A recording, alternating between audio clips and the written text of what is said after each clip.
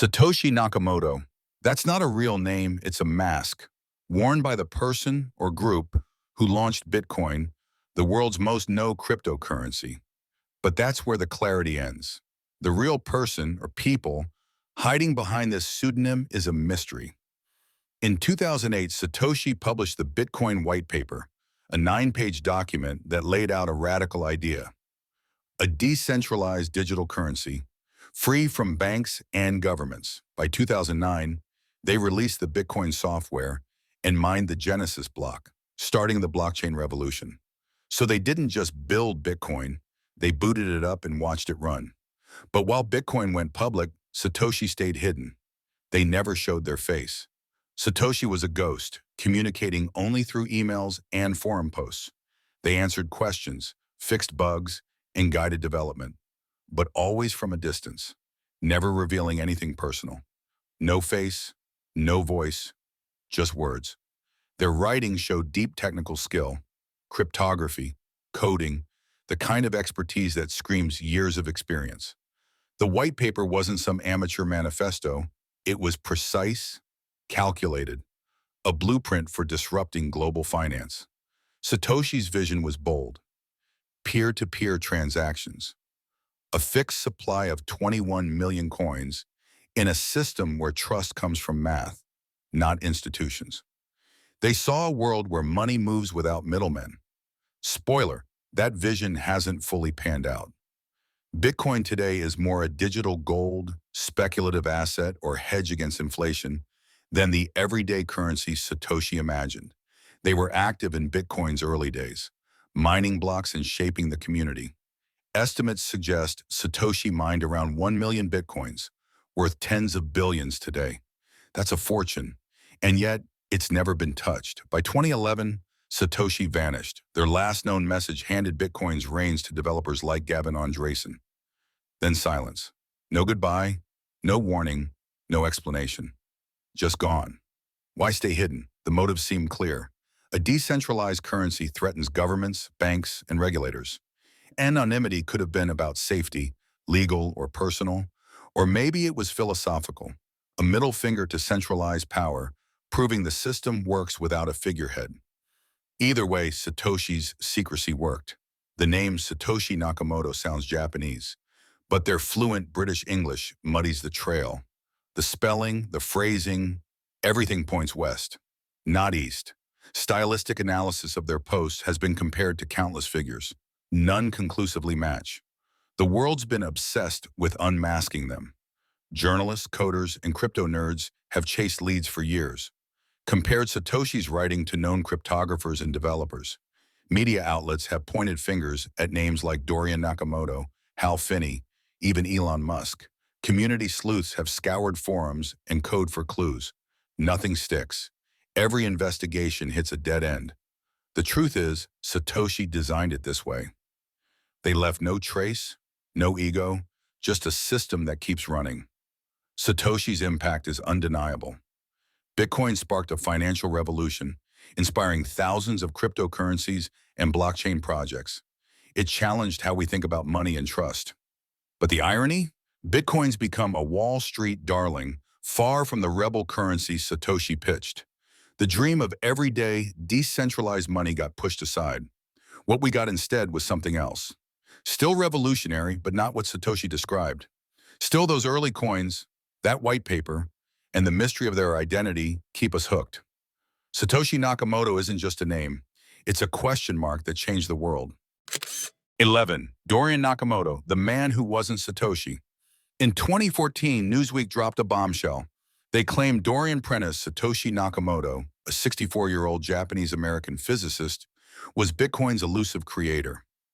The article, written by Leah McGrath Goodman, sparked a media frenzy. Dorian, living quietly in Temple City, California, with his 93-year-old mother, was thrust into the spotlight. But was he really Satoshi Nakamoto? Spoiler, he says no, and the evidence is shaky at best. Dorian was born in Japan in 1949 and moved to the U.S. at age 10. He studied physics at California State Polytechnic University and worked as a systems engineer, including on classified U.S. government defense projects. His technical background, computer engineering, some coding, made him a plausible candidate. Goodman's big clue? Dorian's birth name was Satoshi Nakamoto, though he'd gone by Dorian S. Nakamoto since 1973. She also leaned on a cryptic comment Dorian made when confronted at his home. "I am no longer involved in that, and I cannot discuss it." With two sheriff's deputies present, Goodman took this as a tacit admission of Bitcoin involvement. It wasn't. Dorian quickly denied any connection. He told the Associated Press he'd never heard of Bitcoin until Newsweek contacted him in February 2014. His no longer involved comment? A misunderstanding. He was talking about his engineering career, not Bitcoin.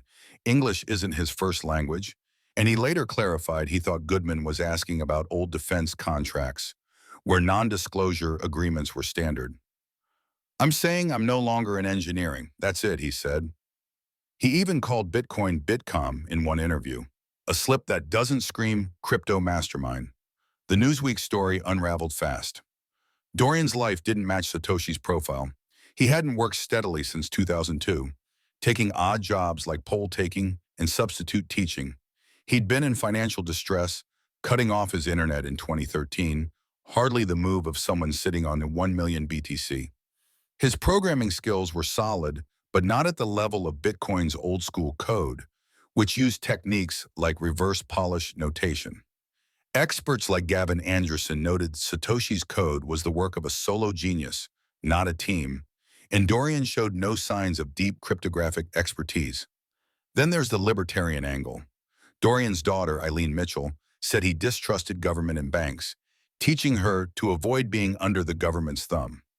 His brother Arthur called him brilliant but eccentric, with a knack for math and computers. This fit the Satoshi myth, a privacy-obsessed coder with anti-establishment views. But Dorian's actions didn't align.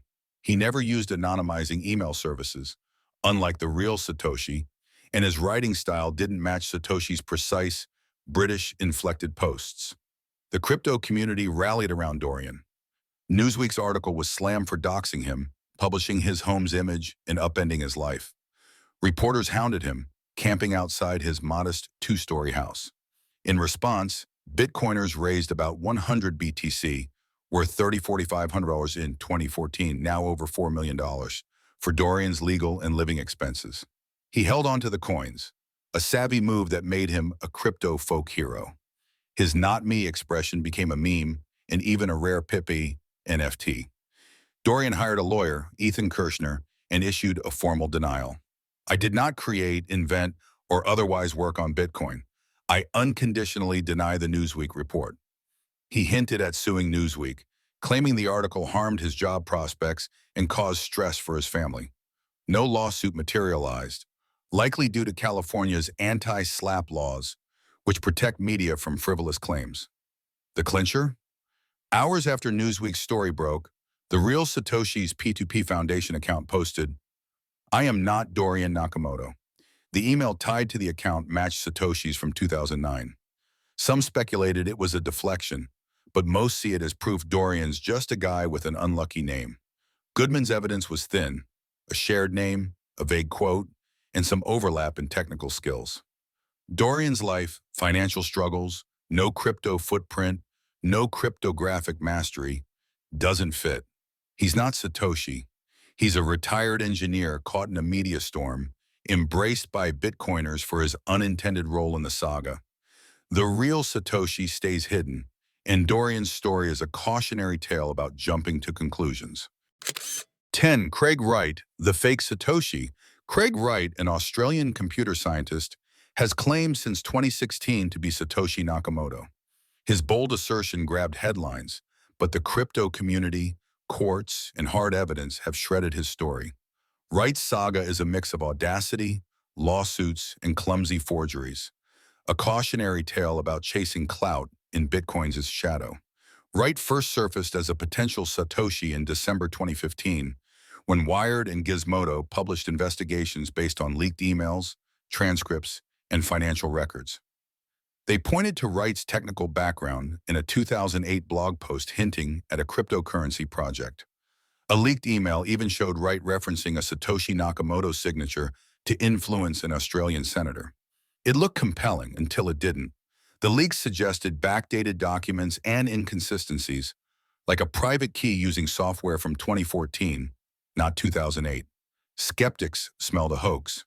In May 2016, Wright went public, telling the BBC, The Economist, and GQ he was Satoshi. He promised extraordinary proof by signing messages with cryptographic keys tied to Bitcoin's earliest blocks, known to be Satoshis. He even convinced Gavin Andresen, a key early Bitcoin developer, in a private London meeting. Andresen said Wright signed a message with a key from Bitcoin's first transaction in 2009, leaving him convinced beyond a reasonable doubt. But Wright's public proof was a disaster. His blog post used a 2009 transaction signature already on the blockchain, not a new one. Security expert Dan Kaminsky called it intentional scammery. Andresen later retracted his support in 2021, admitting his mistake. Wright's claims leaned on his credentials. Born in 1970 in Brisbane, he graduated high school in 1987 and claims 16 master's degrees and 2 PhDs, though many are unverified. He worked as an IT security consultant, adjunct academic at Charles Sturt University, and chief scientist at nChain, a crypto firm. His three-piece suits and Lamborghini screamed success, but his technical chops didn't match Satoshi's. Bitcoin's code was meticulous. Wright's public demonstrations were sloppy. He claimed Bitcoin wasn't a cryptocurrency, contradicting Satoshi's own emails embracing the term. He also said cryptographer Wei Dai influenced Bitcoin, but Satoshi's correspondence shows he learned of Dai after drafting the whitepaper. The crypto community rejected Wright almost unanimously. To prove he's Satoshi, he could move coins from Satoshi's dormant wallets, 1.1 million BTC, worth over $65 billion today. He never has. Instead, Wright sued critics who called him a fraud targeting Ethereum's Vitalik Buterin, podcaster Peter McCormack, and Norwegian user Hodlonaut. He dropped the Buterin case, won only £1 against McCormack, the judge called him dishonest, and lost to Hodlonaut in Norway in 2022. Wright's lawsuits scared developers, prompting the Crypto Open Patent Alliance, COPA, backed by Jack Dorsey and Coinbase, to sue him in 2021. The decisive blow came in 2024. After a 5-week trial, UK High Court Judge James Mellor ruled on March 14 that Wright was not Satoshi Nakamoto. The evidence was overwhelming. Wright's documents, supposedly proving his role, were forgeries, some bearing ChatGPT traces or software like latex, not used in the original whitepaper. Mellor called Wright's lies extensive and repeated, his forgeries clumsy. In July, Wright was referred to UK prosecutors for perjury. In December, he was found in contempt of court, receiving a 12-month suspended sentence for violating orders tied to a $1.2 trillion lawsuit against Dorsey's block.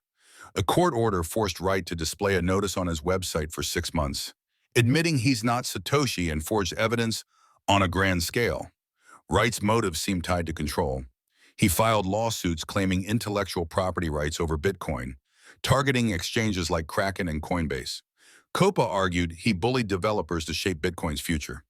A 2021 Florida case against Wright, brought by the estate of his late partner Dave Kleiman, alleged Wright stole 1.1 million BTC and IP rights. Wright won on most counts, paying $100 million for IP theft, but avoiding BTC transfer, which would have proven his claim. The jury didn't rule on his Satoshi status. Wright's persistence, despite debunkings, suggests delusion or a calculated play for fame and power. His 2015 home raid by Australian tax authorities, unrelated to Bitcoin, hints at financial troubles that may have fueled his gambit. Posts on X in 2024 reflect the community's relief at his legal defeats, with many calling him a fraud who wasted everyone's time. Craig Wright isn't Satoshi. He's a man who built a fragile myth, propped up by forged papers and lawsuits, only to see it collapse under scrutiny. The real Satoshi stays silent, while Wright's loud claims have cemented him as Bitcoin's most infamous pretender. 9. Elon Musk, the billionaire Satoshi theory. Elon Musk's name pops up in Satoshi Nakamoto speculation because he's Elon Musk, tech titan, innovator, and crypto influencer. His fans and some crypto enthusiasts point to his genius and unconventional thinking as evidence he could be Bitcoin's creator. But the case for Musk as Satoshi is thin, built on vibes and wishful thinking, not facts. Let's break it down. Musk, born in 1971 in South Africa, is a serial entrepreneur. He co-founded Zip2, sold for $307 million in 1999, and X.com, which became PayPal, and sold to eBay for $1.5 billion in 2002.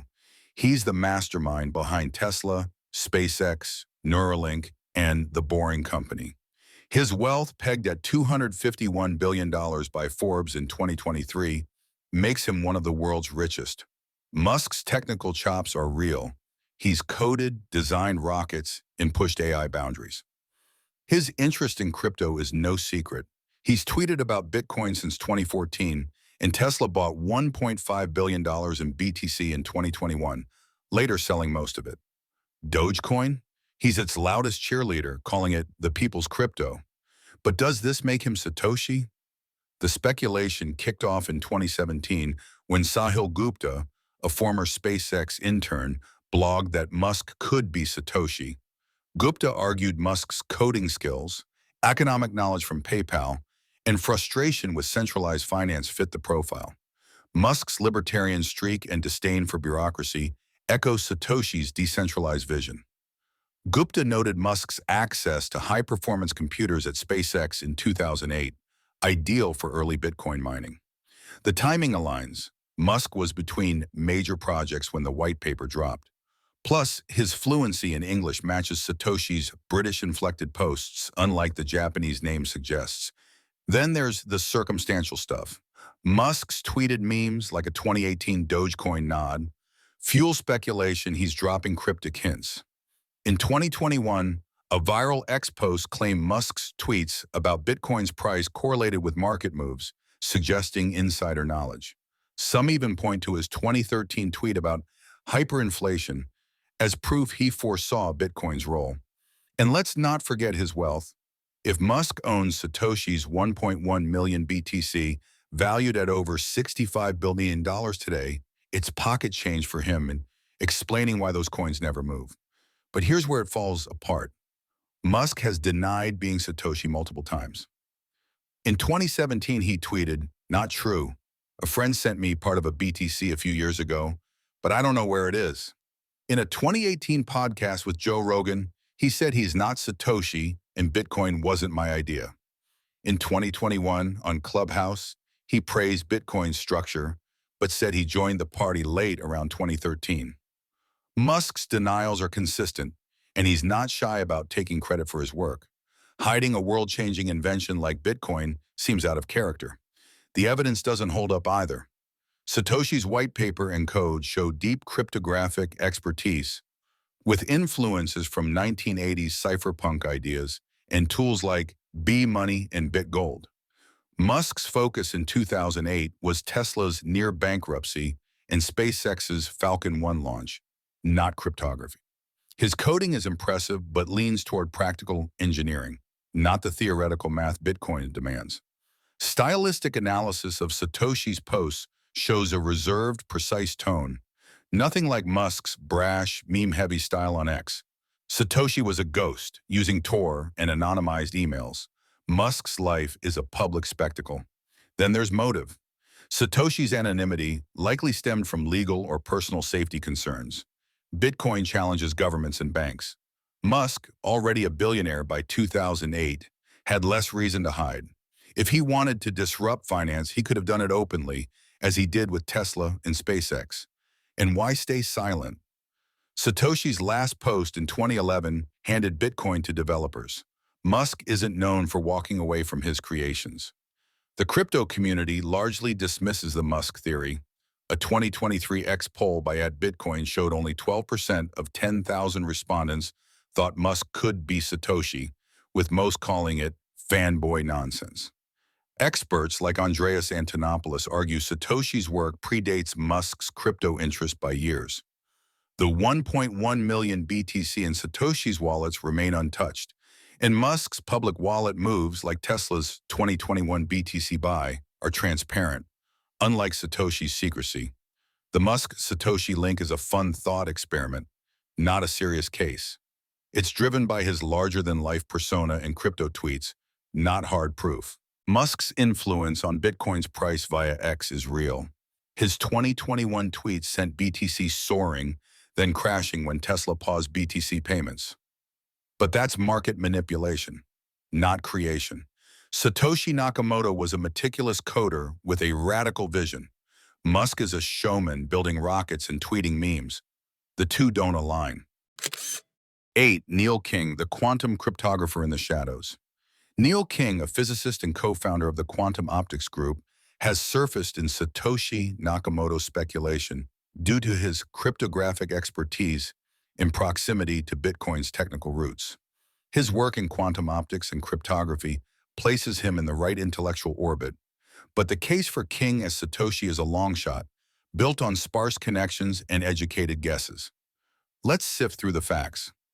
King, born in the United States, exact birth date unclear, likely 1950s, 1960s, is a physicist with a PhD in theoretical physics, though specific details about his academic path are scarce. In the 1990s, he co-founded the Quantum Optics Group, a research collective focused on quantum mechanics and its applications, including quantum cryptography. This field, which uses quantum states to secure data, was gaining traction among cypherpunks, coders like Hal Finney and Szabo, who influenced Bitcoin's development. King's expertise in quantum key distribution, QKD, a method for secure communication, aligns with the cryptographic savvy needed for Bitcoin's design, particularly its use of public key cryptography and hash functions. The speculation around King stems from his technical profile. Bitcoin's white paper, published in 2008, blends cryptography, coding, and economic theory, requiring deep knowledge of secure systems.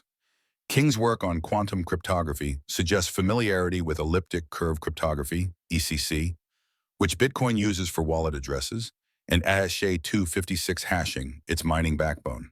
His involvement with the quantum optics group placed him in academic circles overlapping with cypherpunk ideas, like decentralized trust and privacy. A 2018 X post by @CryptoSavant speculated King could be Satoshi, citing his low-profile quantum crypto work and theoretical physics background as a fit for Satoshi's old-school coding style, seen in Bitcoin's C++ implementation. Timing adds a layer. In 2008, King was likely an independent researcher or consultant, giving him the flexibility to work on a project like Bitcoin. Quantum optics labs, like those he collaborated with, had access to high-performance computers ideal for early mining. His U.S. base matches Satoshi's British English quirks, as many American academics adopt British spellings in formal writing. A 2015 linguistic analysis by Bitcoin Magazine noted Satoshi's white paper shares precise, academic phrasing with quantum physics papers, a style King, as a physicist, would know well. But the case is flimsy. No direct evidence, emails, forum posts, or code commits links King to Bitcoin. The quantum optics group's focus was experimental, not software-driven, and quantum cryptography like QKD differs from Bitcoin's classical cryptography. QKD secures data via physical quantum states, while Bitcoin relies on mathematical algorithms. King's publications, though respected, don't show the C++ mastery or economic insight of Satoshi's white paper. His group's work, detailed in a 2000 Physical Review Letters paper, centered on photon entanglement, not blockchain-like systems. King's public footprint is faint, which fits Satoshi's anonymity but lacks specifics. Unlike Szabo, whose BitGold directly prefigures Bitcoin, King has no documented cryptocurrency contributions. He's never commented on Bitcoin, unlike Adam Back, who engaged with Satoshi. If King was Satoshi, why not hint at it, like Szabo's coy denials? The 1.1 million BTC in Satoshi's wallets, worth over $65 billion, remain untouched, but there's no record of King's wealth or crypto activity to suggest he holds them. Neal King's cryptographic expertise and quantum optics work make him a theoretical fit for Satoshi, but the evidence is razor thin. No paper trail, no Bitcoin connection, no community buzz. He's a footnote in the Satoshi hunt, a name floated by niche sleuths grasping at quantum straws. The real Satoshi, whether a lone coder or a team, left a sharper trail. One King's story doesn't follow. 7. Michael Clear, the Irish prodigy. Michael Clear, a young Irish cryptography student, burst into the Satoshi Nakamoto speculation in 2011 when the New Yorker pegged him as a top candidate. His coding talent, academic brilliance, and cryptic responses to questions about Bitcoin fueled the theory. But Clear's story is a case of being too good a fit until you dig deeper. Was he an early Bitcoin contributor or just a kid caught in the wrong spotlight? Here's the evidence. Clear, born around 1988 in Ireland, was a computer science prodigy at Trinity College Dublin. In 2008, at age 20, he was named the top computer science undergraduate, earning a gold medal and a Trinity College scholarship. By 2010, he won the computer science category of the undergraduate awards, cementing his reputation as a rising star. His focus? Cryptography and peer-to-peer systems.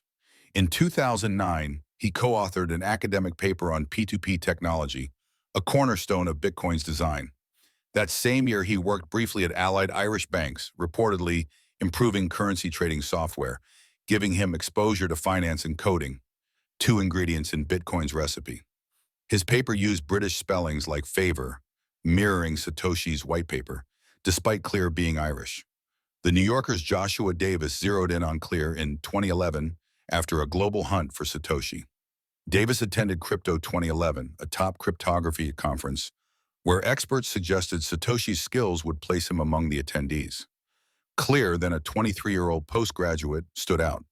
He was versed in C++, Bitcoin's coding language, and had programmed since age 10.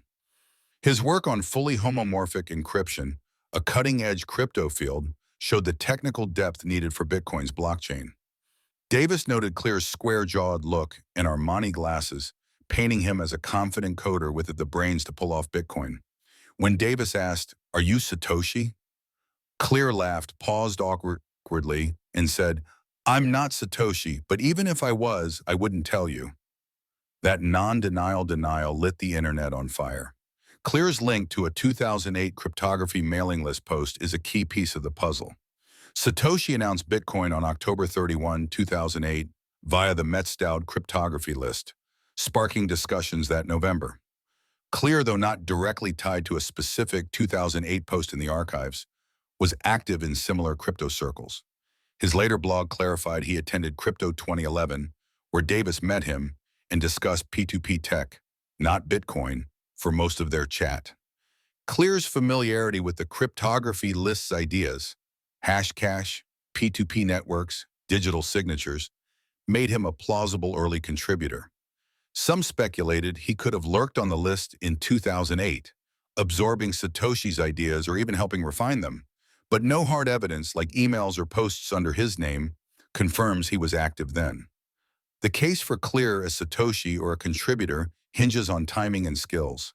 In 2008, when Satoshi registered Bitcoin.org and drafted the white paper, Clear was a 20-year-old undergrad with access to Trinity's computing resources, enough to mine early blocks. His bank internship gave him economic insight, and his P2P paper showed he understood decentralized systems. A 2013 X post by @CoinMarketCap noted Clear's 2008 scholarship coincided with Bitcoin's development, suggesting he had the time and talent to code it. His cryptic response to Davis, plus a blog post saying, "It seems even limited searches yield candidates who fit the profile far better than I think I do," kept the mystery alive. But the case crumbles under scrutiny. Clear's blog in 2011 firmly denied he was Satoshi. "I'm certainly the wrong person. I never worked in a bank, and I'm not an economist."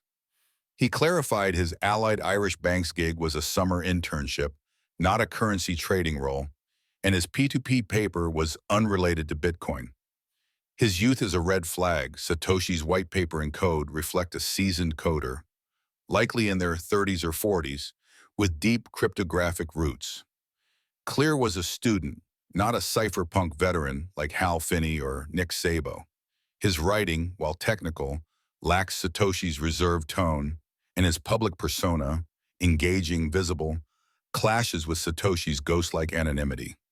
No direct link ties Clear to the 2008 Metzdowd posts. Satoshi's emails, archived at bitcoin.com, show him debating with the list members like James A. Donald, but Clear's name never appears. His blog emphasized he only discussed Bitcoin briefly with Davis, and his startled reaction to being called Satoshi suggests genuine surprise. If he contributed, why not claim credit or move Satoshi's 1.1 million BTC, worth over $65 billion? Clear's career path, pursuing a PhD in working on zero-knowledge proofs at Trinity, shows no Bitcoin footprint. The crypto community has largely moved on. A 2021 X thread by @BTC analyst dismissed Clear as too young and too public for Satoshi, with 65% of 7,000 voters favoring Szabo or Finney. Experts like Gavin Anderson, who met Clear at Crypto 2011, said he doubted Clear was Satoshi, citing his inexperience.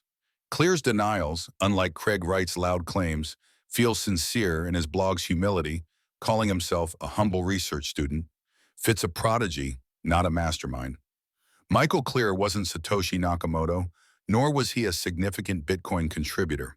His cryptography skills and 2008 timing made him a tantalizing suspect.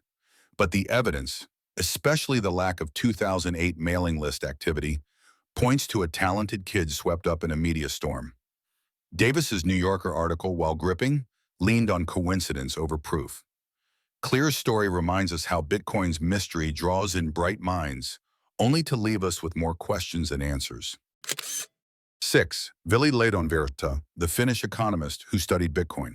Vili Lehdonvirta, a Finnish economist and digital technology researcher, has been floated as a potential Satoshi Nakamoto due to his early work on virtual currencies, technical background, and ideological alignment with Bitcoin's principles. As a professor at Oxford and Aalto University, his expertise in digital economies and prior coding experience make him an intriguing candidate. But the evidence linking him to Bitcoin's creation is thin, and Lehdonvirta himself has dismissed the speculation. Let's dive into the facts.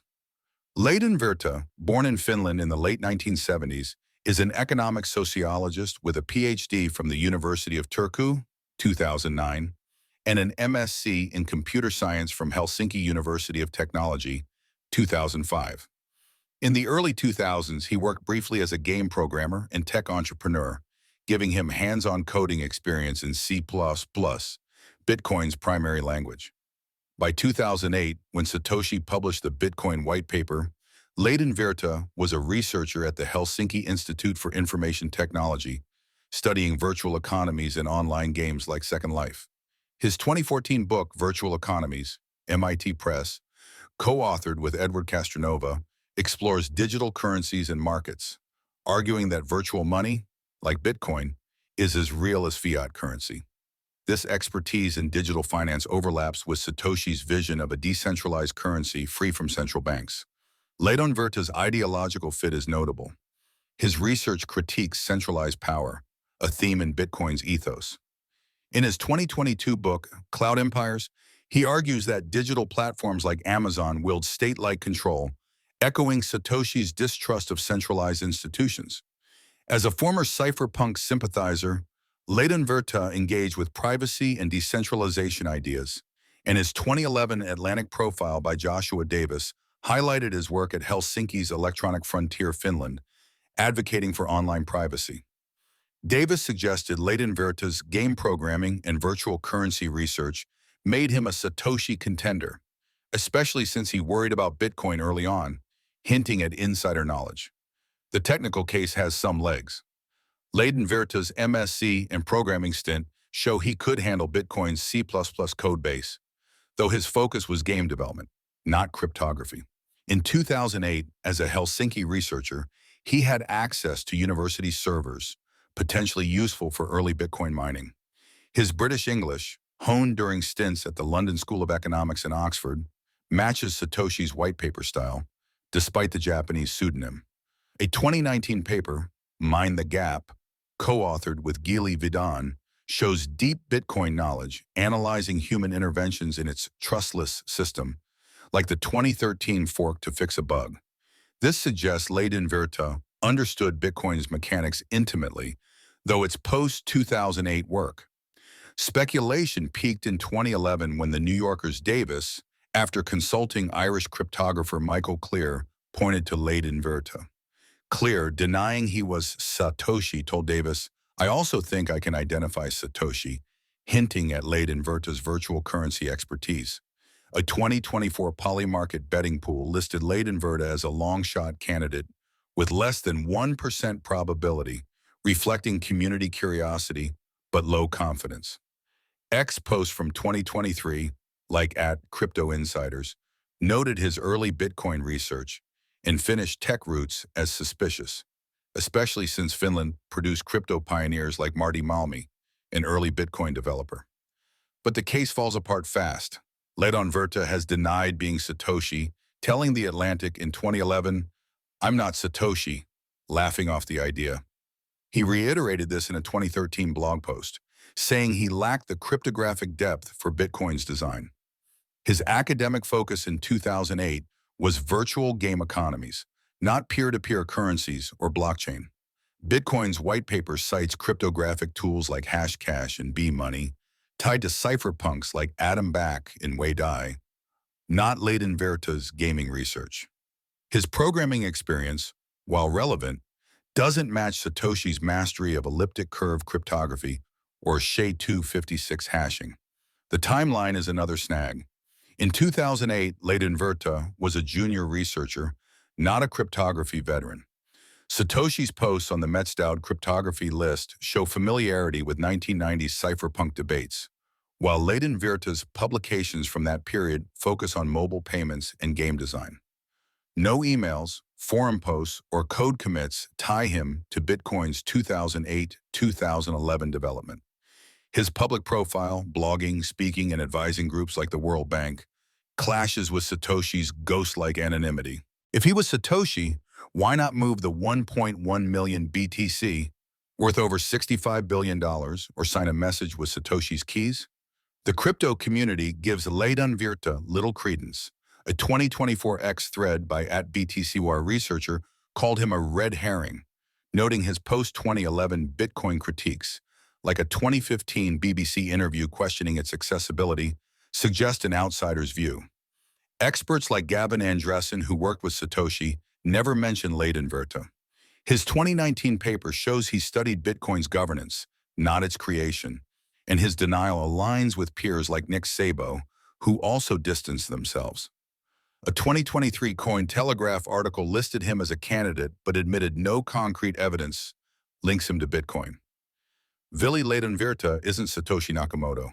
His virtual currency research and coding past made him a fleeting suspect, but the lack of cryptographic expertise, 2008 involvement, or any digital footprint in Bitcoin's early days rules him out. He's a scholar who analyzed Bitcoin's impact, not its architect.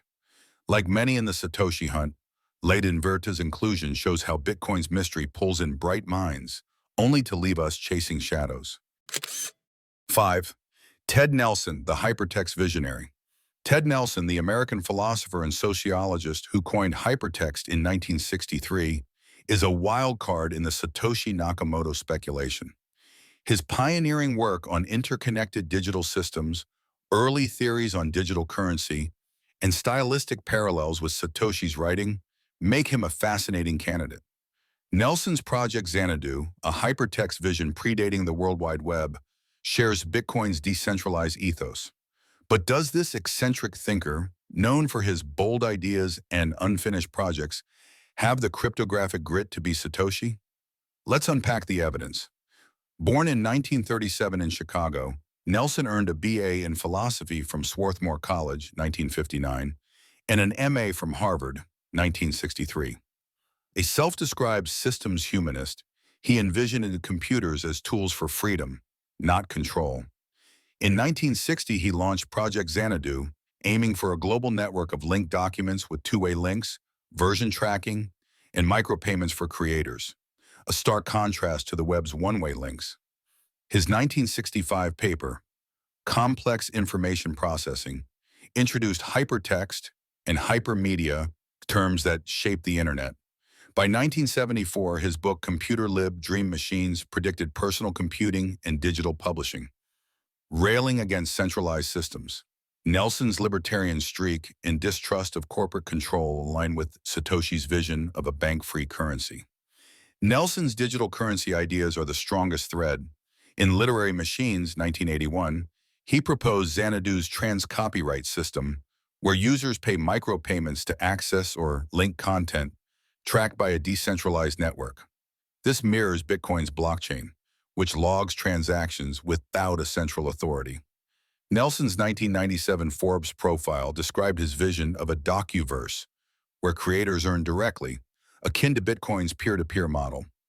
A 2018 IEEE Spectrum interview quoted him advocating micropayments for digital content, a concept Satoshi's fixed supply currency could enable.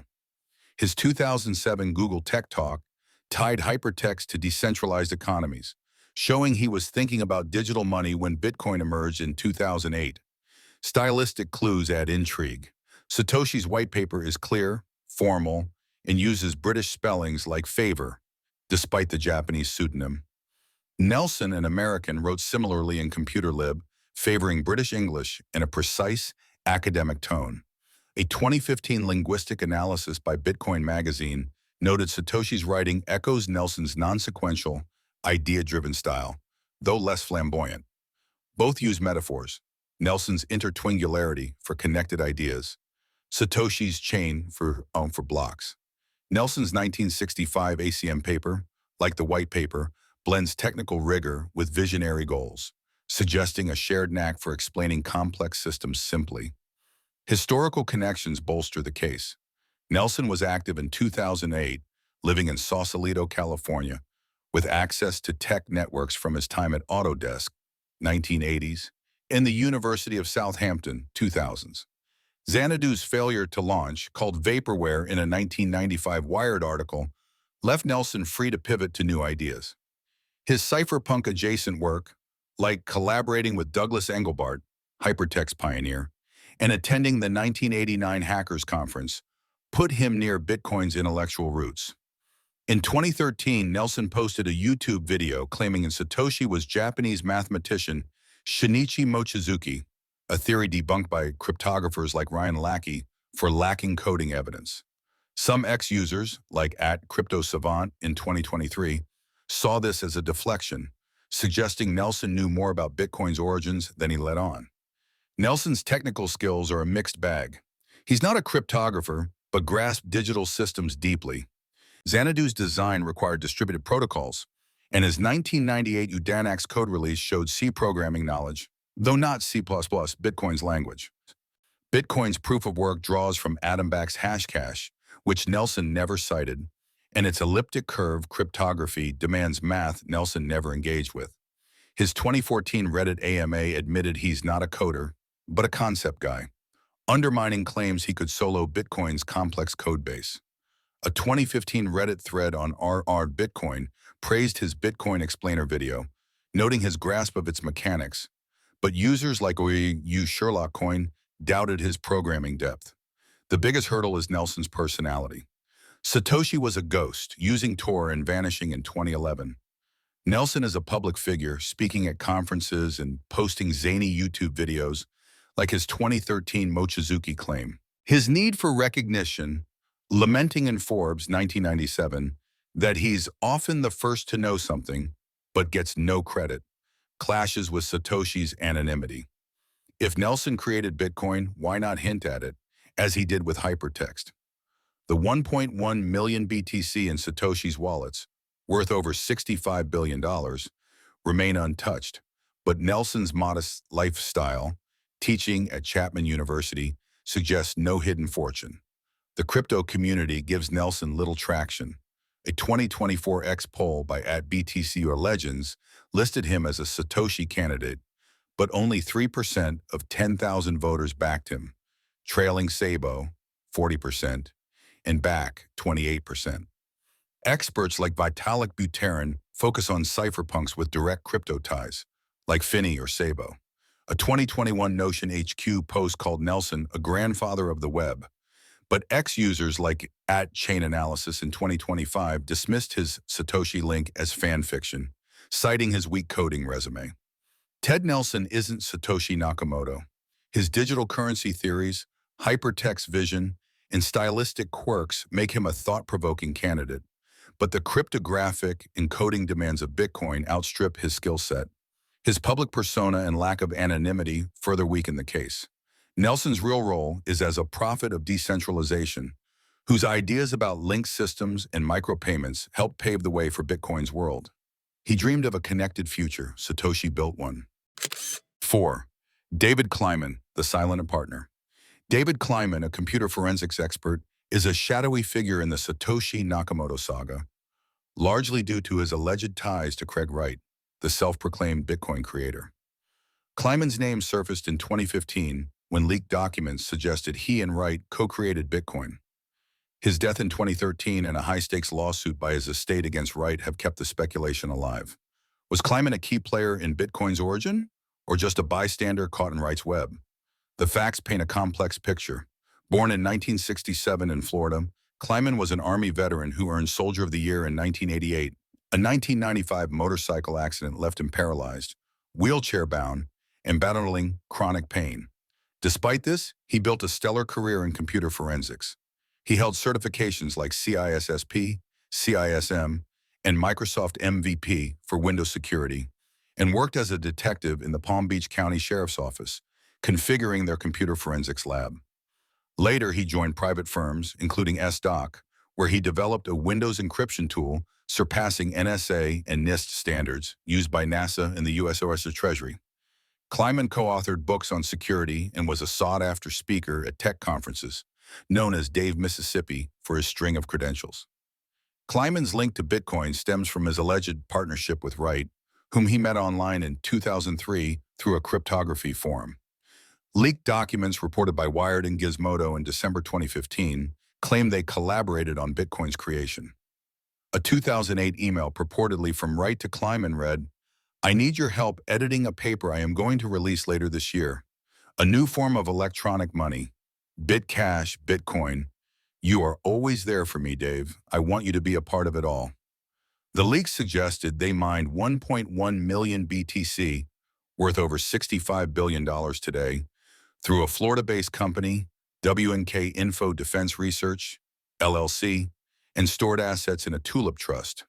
Wright claimed Kleiman was a trustee, not a co-creator, and that he alone was Satoshi. The evidence is murky. Kleiman's expertise in computer security and cryptography fits Bitcoin's technical demands, and his libertarian leanings align with Satoshi's vision. A 2011 CNN interview showed him discussing digital privacy, hinting at cypherpunk ideals. Friends like Patrick Page and Carter Conrad, partners in Kleiman's Computer Forensics, LLC, confirmed his coding skills, recalling him writing scripts at conferences. An email from Kleiman to Wright in 2008 mentioned health struggles, but also work on tech projects, suggesting he was active when Bitcoin was conceived. Hospital records from 2008-2013 noted Kleiman working on his laptop constantly, even during treatment for MRSA infections. But doubts linger. Witnesses in the 2021 Kleiman versus Wright trial, including colleague Kleiman Andreu, testified Kleiman had minimal to no coding skills and lacked the C++ mastery needed for Bitcoin's old-school codebase. No direct evidence, like emails or code commits, ties Kleiman to Bitcoin's development. His financial struggles also raise questions.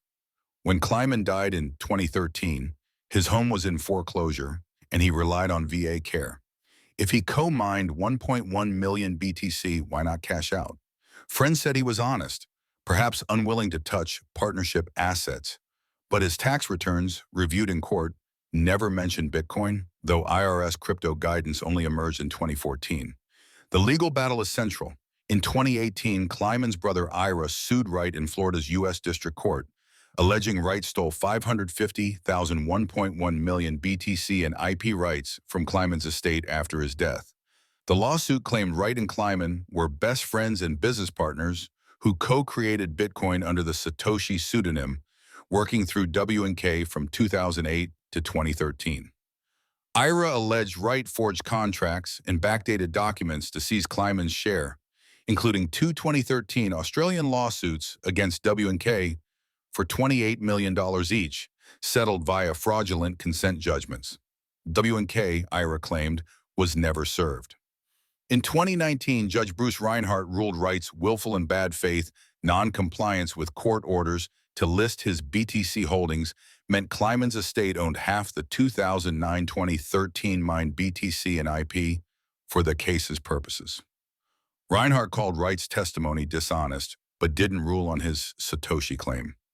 After a 2021 trial, a jury awarded W&K $100 million for Wright's conversion of IP, but rejected claims of a formal partnership or BTC theft. No damages went to Kleiman's estate directly, and the 1.1 million BTC remained untouched.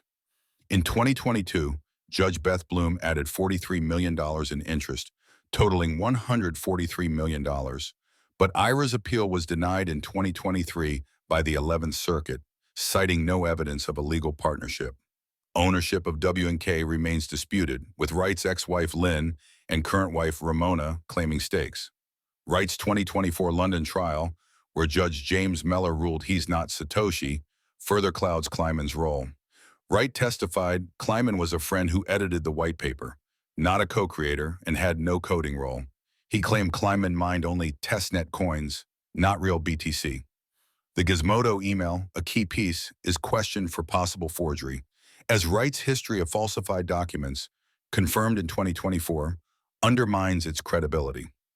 Kleiman's death means he can't confirm or deny involvement, and no cryptographic proof, like a signed message from Satoshi's keys, links him to Bitcoin. The crypto community is skeptical. A 2021 X post by @CoinDesk noted Wright's claim that Kleiman mined separate testnet coins, not Satoshi's stash. @BitMEX Research in 2019 highlighted Wright's fraudulent documents, casting doubt on the partnership narrative. Some, like @Team Satoshi in 2025, suggest Kleiman reviewed pre-release Bitcoin code, but this falls short of creation. Without proof, Kleiman's role remains speculative. David Kleiman was a brilliant private tech mind whose skills and timing make him a plausible Bitcoin contributor. His alleged tie to Wright, a proven fraud, complicates the story. The lawsuit exposed Wright's deceit but didn't confirm Kleiman as Satoshi or even a co-creator. At best, he was a trusted confidant who may have shaped Bitcoin's early days. At worst, he's a posthumous pawn in Wright's failed bid for Satoshi's crown. The truth, like Kleiman's voice, is lost to history. 3. Adam Back, the Hashcash connection. Adam Back is a heavyweight in cryptography and a prime candidate in the Satoshi Nakamoto guessing game. As the inventor of Hashcash, a system foundational to Bitcoin's proof of work, Back's fingerprints are all over the cryptocurrency's origins. His deep cypherpunk roots, technical expertise, and proximity to Satoshi's ideas make him a serious contender. But does the evidence point to him as Bitcoin's creator? Let's cut through the noise. Born in 1970 in London, Back is a British cryptographer with a PhD in computer science from the University of Exeter. In the 1990s, he was a leading figure in the cypherpunk movement, a group of coders pushing for privacy and decentralization through encryption. In 1997, Back invented Hashcash, a system using computational puzzles to deter email spam. It required senders to mine a solution by burning CPU power, proving effort without a central authority. Sound familiar? Hashcash is the backbone of Bitcoin's proof of work, where miners solve puzzles to validate transactions and earn coins. Satoshi's 2008 white paper directly cites Hashcash, calling it a partial hash collision system, and Bitcoin's code leans heavily on its mechanics. Back's credentials are a near-perfect fit for Satoshi. He's a C++ expert like Bitcoin's coder, and his work on privacy tech, anonymous remailers, digital signatures, shows the cryptographic chops needed for Bitcoin's design. His 1990s cypherpunk posts on the cryptography mailing list, where Satoshi later announced Bitcoin, reveal a libertarian streak and distrust of centralized finance, mirroring Satoshi's vision of a bank-free currency. Back's British background also aligns with Satoshi's use of British spellings like favor and color in the white paper, despite the pseudonym's Japanese flair. The timeline fuels speculation. In 2008, when Satoshi emailed the cryptography list with the white paper, Back was one of the first to respond, engaging in technical discussions. Emails between them, later published, show Back offering feedback on Bitcoin's scalability and suggesting Wade B money as a reference, which Satoshi added to the white paper. Back was active in crypto circles, running zero-knowledge systems, a privacy tech firm, until 2001, and consulting on encryption projects. By 2008, he was relatively quiet, with time to work on a side project like Bitcoin. His access to high-end computers, needed for early mining, is plausible given his tech network. Then there's the writing. Linguistic analyses, like a 2014 study by Aston University, found Back's technical writing, dry, precise, and formal, shares traits with Satoshi's, including rare terms like timestamp and a preference for double-spaced sentences. Both use British English consistently, and Back's 1997 Hashcash paper has phrasing echoed in Bitcoin's white paper, like computational effort for proof of work. A 2019 X post by @Bitcoin Scholar noted Back's emails to Satoshi lacked the deference others showed, suggesting familiarity as if he were engaging with his own work. Circumstantial clues pile up. Back's low profile in 2008-2011, when Satoshi was active, contrasts with his later prominence as CEO of Blockstream, a Bitcoin development firm founded in 2014. Some theorize he stayed quiet to avoid scrutiny while Bitcoin gained traction. His estimated 1.1 million BTC, worth over $65 billion, would explain why Satoshi's wallets remain untouched. Back, a multi-millionaire via Blockstream, doesn't need the cash.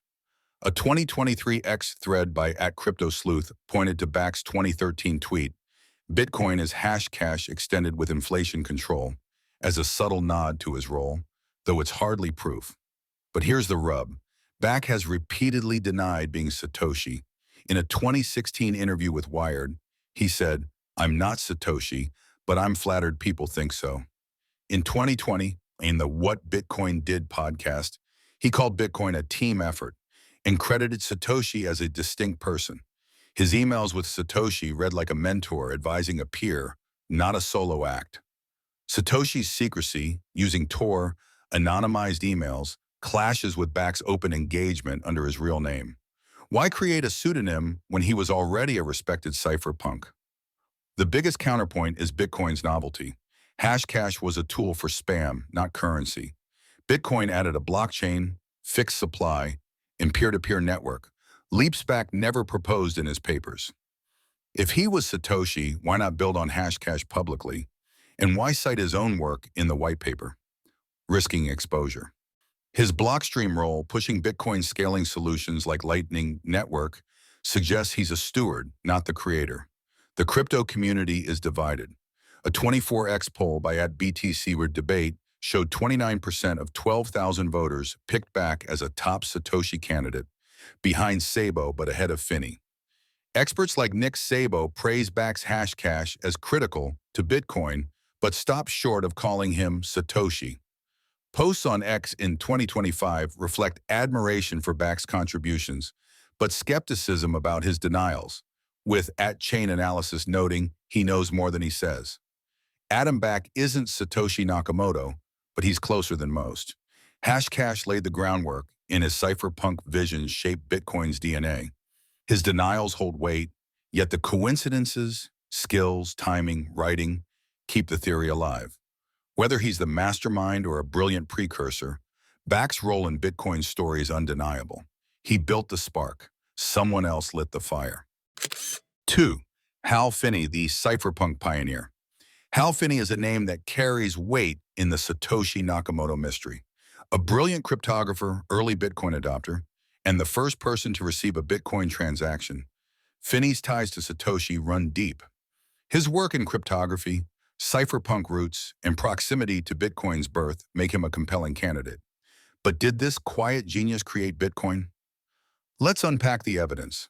Born in 1956 in California, Harold Thomas Finney II was a computer scientist with a knack for privacy tech.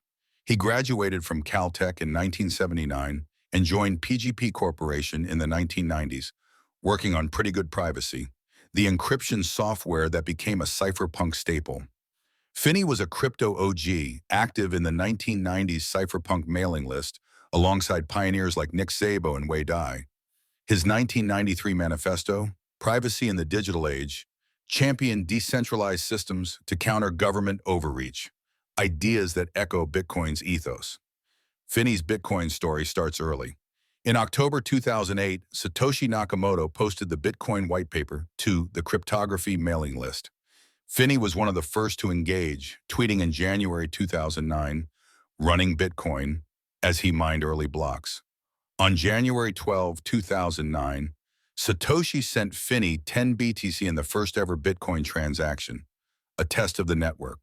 Finney wasn't just a bystander. He collaborated with Satoshi, reporting bugs and suggesting code tweaks. Their emails, later published, show a cordial exchange, with Finney praising Bitcoin's potential to scale to a global level. Why suspect Finney as Satoshi? His credentials are impeccable.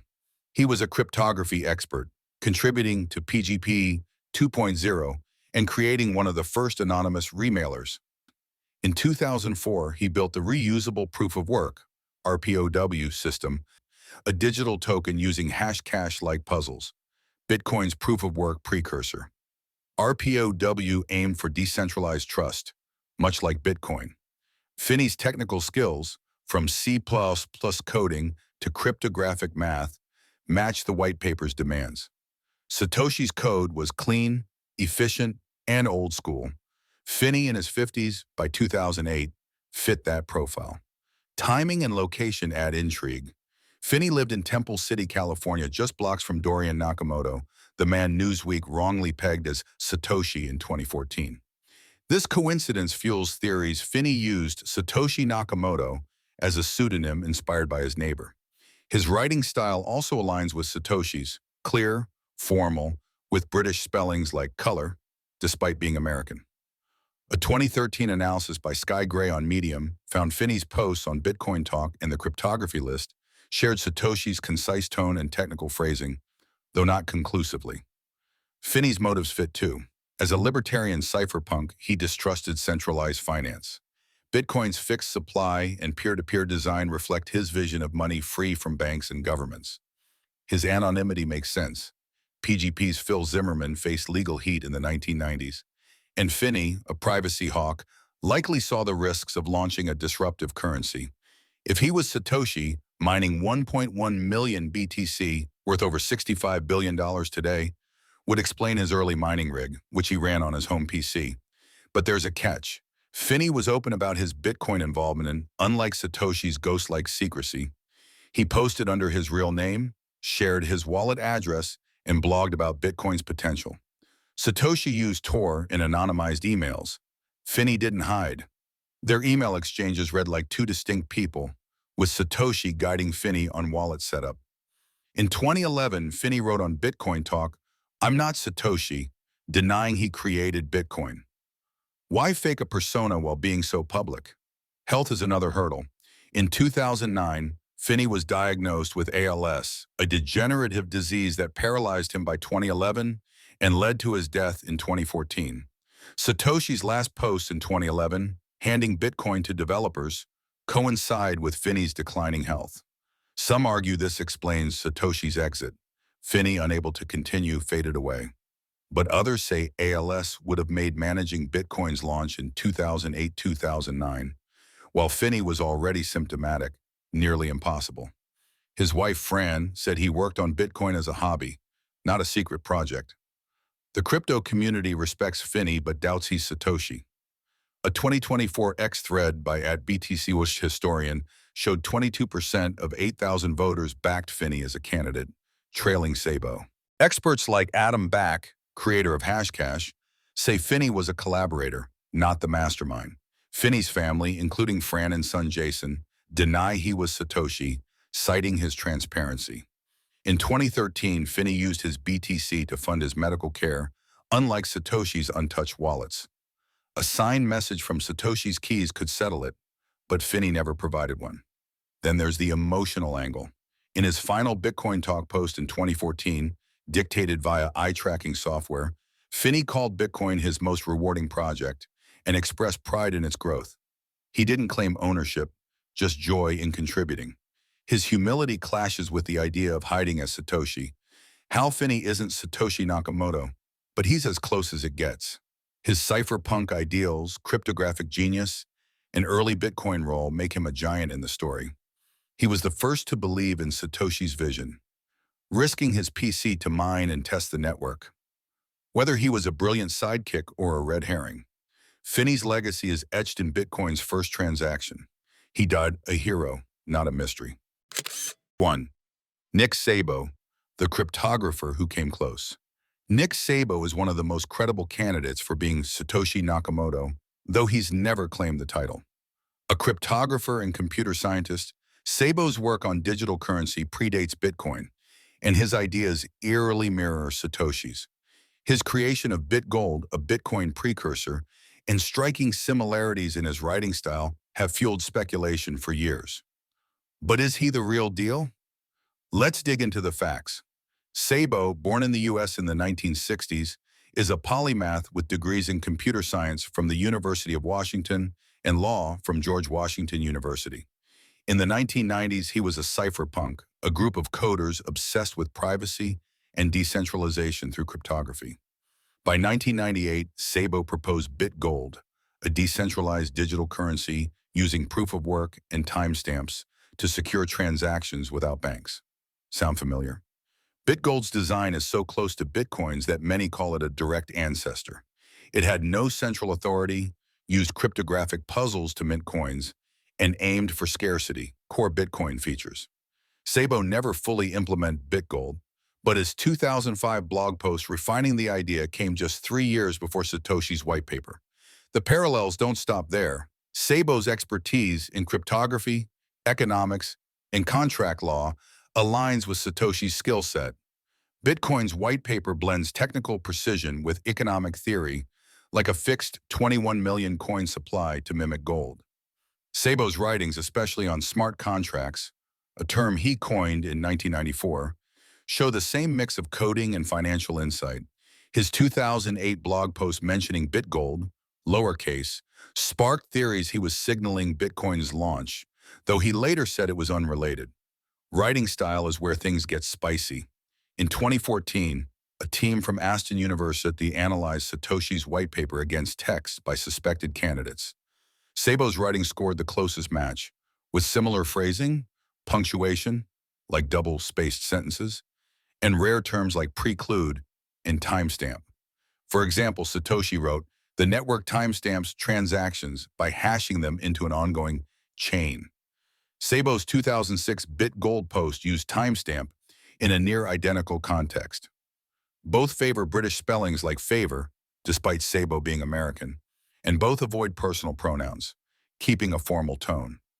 A 2015 New York Times investigation by Nathaniel Popper leaned heavily on these linguistic ties, noting Szabo's habit of editing old blog posts, which some see as covering tracks.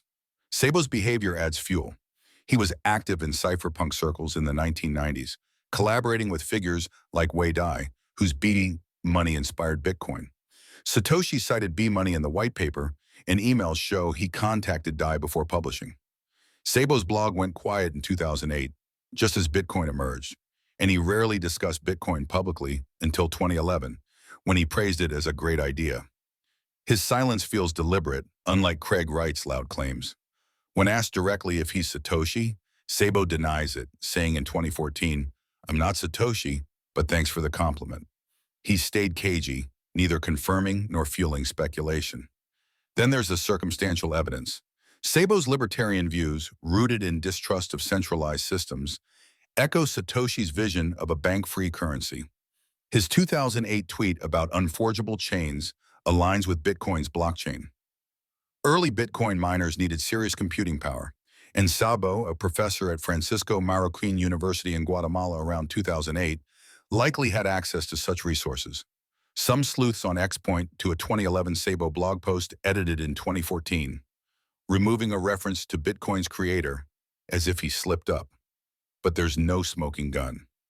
Szabo's BitGold was public, while Satoshi's work was secretive, using Tor and anonymized emails. If Szabo is Satoshi, why not reuse his own term BitGold instead of Bitcoin? His denials, while reserved, are consistent.